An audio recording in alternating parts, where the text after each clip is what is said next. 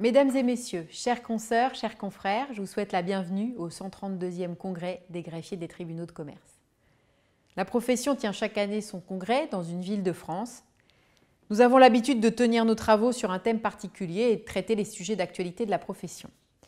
L'an dernier, nous avons célébré à Lyon le centenaire du registre du commerce et des sociétés et dressé des perspectives d'avenir.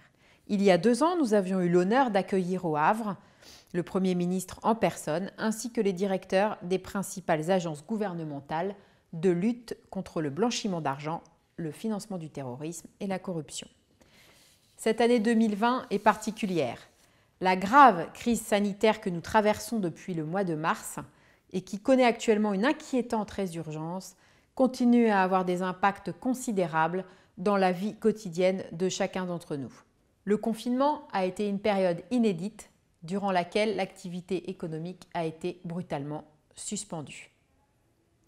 J'ai ici une pensée particulière pour les victimes de cette pandémie, pour leurs proches, leurs familles, mais aussi pour toutes les professions qui se sont mobilisées, au premier rang desquelles les personnels de santé qui ont été très mobilisés et qui sont encore aujourd'hui particulièrement sollicités.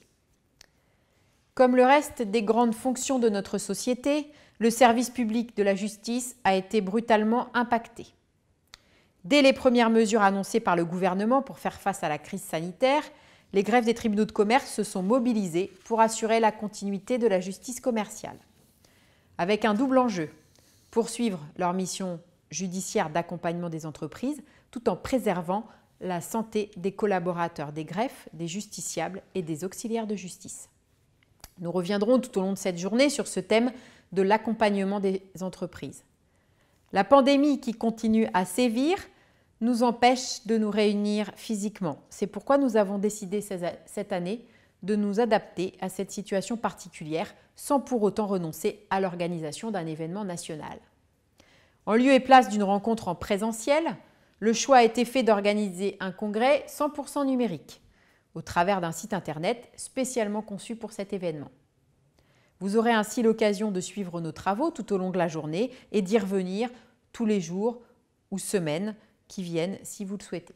Ce congrès digital s'adresse à celles et ceux qui participent chaque année à nos travaux, mais il constitue pour le Conseil national et plus largement pour notre profession un moyen de s'adresser à un public plus large que celui de notre traditionnel rendez-vous annuel en présentiel.